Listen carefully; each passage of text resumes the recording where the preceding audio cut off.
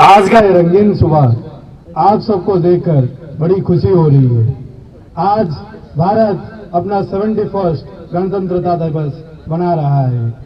आप सबके मुंह पर ये खुशहाली वो गणतंत्रता दिवस की काफी कुछ सूचना दे देती है कि आज हम सब आजादी नहीं, हमारे पास अपना कानून है, हमारे पास अपना स्वाभिमान है, हमारे पास हमारा गणतंत्रता स्वतंत्रता एक साथ चलकर हमें एक निर्भय और महामानव जैसा सजीव रूप में सच्चा रूप में अवतरित करता है।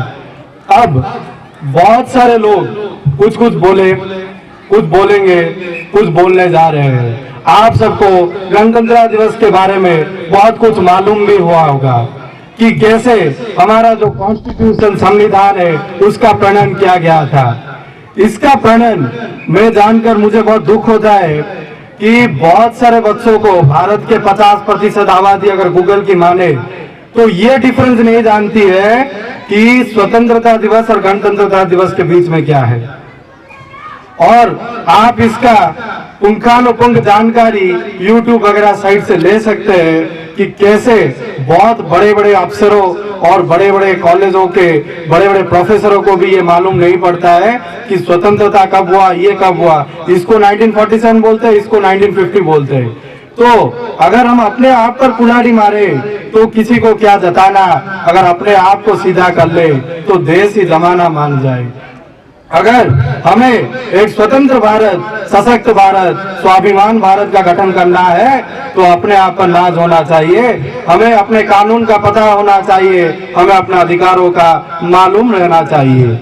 ये देश कोई ऐसा वैसा देश नहीं है, ये पाणिनि, जैमिनी, पतंजलि और महान ऋषियों का देश है। स्वामी विवेकानंद, रामकृष्ण परमहंस जैसे महापुरुष यहाँ अवतरित हुए हैं। नेताजी सुभाष चंद्र बोस, महात्मा गांधी जैसे महामनीषी ये भारत को एक स्वतंत्र लक्ष्य पर पहुंचाने का बड़े काम अपने मुंह पर लेकर, कंधों पर लेकर उसे संपादित करके आप सबको यहाँ खड़े करने में बहुत सारे योगदान दिए हैं।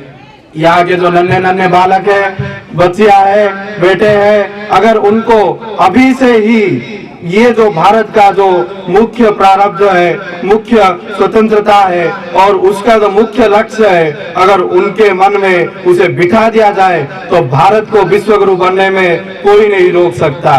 अगर हम देखते हैं कि बहुत सारे जगहों पर कोई आतंकवादी आक्रमण हो रहा है, कहाँ पर कुछ हो रहा है, कहाँ संतरासवादी आ जा रहे हैं, कोई कुछ कर रहा है, अगर वो लोग कुछ लोगों को लेकर अपने आप की समूच योजना की तरह अगर उनको भड़का कर अगर एक गलत काम में सहला सकते हैं तो हम क्यों नहीं भारतीयता का जो बात है, भारतीय का जो प्रणयन है, भारत का जो स्पिरिट है उसको अपने आप में लेकर भारत को सबके आगे सामने नहीं रख सकते।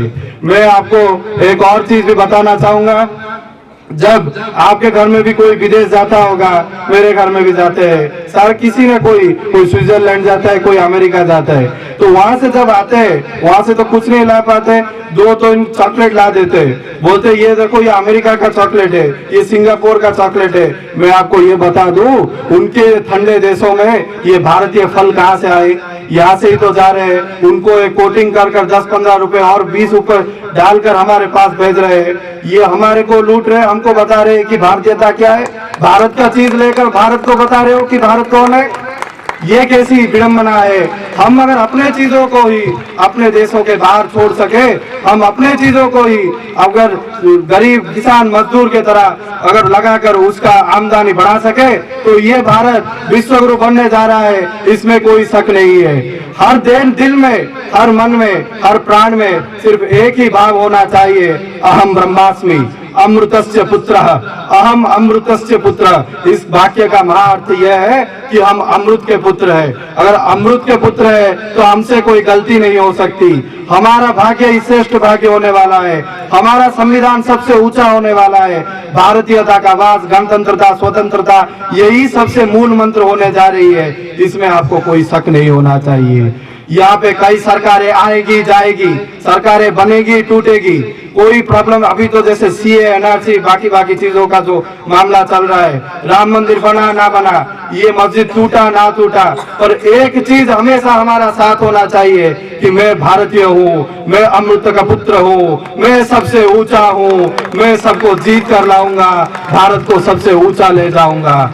यहाँ पे बहुत सारी संगठनें काम करती है, चाहे वो आरएसएस हो, चाहे वो बीएचपी हो, चाहे वो कोई और संगठन क्यों ना हो। हम यहाँ पे देख सकते हैं स्काउट एंड गाइड और एनसीसी है, इनका मूल लक्ष्य परेड करके कुछ जताना नहीं है, ये हमारी भारत की जो मूलभूत सभ्यता है, ऋषि संस्कृति है, प्रजातंत्र है, गणमान्य व्यक्ति का जो यहाँ पे समूच वाच्य है, उस सबको जताने का मूल लक्ष्य करते हैं। ये लोगों को मैंने कहते हुए सुना है कि ये परेड करके क्या जताना चाहते हैं, ये क्यों हर साल गणतंत्रता दिवस मनाते हैं, जनगण गाकर क्या मिलेगा, वंदे मातरम ये चीज क्या है, ये सब का अगर हमको बलपूर्वक उत्तर देना होगा तो हमें सच्चे मन से भारतीयता का अनुभव होना पड़ेगा, हमारे संस्कृति को जानना पड़ेगा, हमारी संस्कृति का उपलब्धि कर कर जो जैमिनी पाणिनि जैसे महान ऋषि दे गए थे, उस संस्कृति को हृदयंगम करना होगा। ये संस्कृति सनातन संस्कृति है, वैज्ञानिक संस्कृति है, ये ऐसे वैसे पाश्चात्य पद्धति में बनाया हुआ मिलावटी संस्कृति नहीं है। तो यहाँ पर अगर हम गणतंत्रता बना रहे तो इसके साथ साथ हमें ये भी प्रतिबद्ध करना होगा कि गणतंत्र तो है, स्वतंत्र तो है, उसके साथ साथ हमें भारतीयता की भी एहसास होनी चाहिए। मैं कल एक वीडियो देख रहा था यूट्यूब पर, वो बोल रहा है कि गणतंत्रता दिवस कब है, तो बोल रहे गणतंत्रता क्या है, तो उससे पूछ रहे कि रिपब्लिक डे क्या है, हाँ ये तो 26 जनवरी को छुट्टी मिल जाती है, ये वही दिवस होगा। तो ये होता है क्या भारतीयता? अगर हम सिंगापुर जाए और जापान में जाए, अमेरिका में जाए, अगर बोले कि दो धाड़ी भारत के बारे में बताओ, तो ये बताओगे कि भारत जो 26 जनवरी को ऑफिस से स्कूल से छुट्टी मिलता है, परेड करते थे, अभी तो याद नहीं रहा, अब तो 35-25 साल के हो गए, अब तो हम सब भूल चुके हैं कि भारतीयता क्या होता है। ये कोई पगड़ी या टोपी नहीं है जिसे आप जब चाहो पहनो और उतार के फेंक दो, उसे अपने अंदर ऐसे बिठाओ कि जैसे आत्मा शरीर से अलग नहीं हो सकता, आपके आभूषण आपसे अलग नहीं हो सकते, खान पान जैसा अलग नहीं हो सकता, भारतीयता का अग्नि, दावा अग्नि आपके अंदर होना चाहिए। इसी के साथ मैं आप सबसे ये मायूस मुंह नहीं देखना चाहता, ये गणतंत्रता दिवस के आपसे मैं कुछ सुनना चाहता हूँ, मेरे साथ बोलिए, भारत माता की, थोड़ा जोर से बोलिए, ऐसे बिना खाए हुए नहीं बोल सकते, भारत माता की, भारत माता की, वंदे। धन्यवाद। आप सब भारतीयता को अपने साथ लेकर चलेंगे, इसे आभूषण की तरह उतारेंगे, फेंकेंगे नहीं, उसे बहुत ऊंची प्रारब्ध पर लेकर जाएंगे। इसी कामना के साथ मैं आप सबसे विदा लेता हूँ। नमस्कार।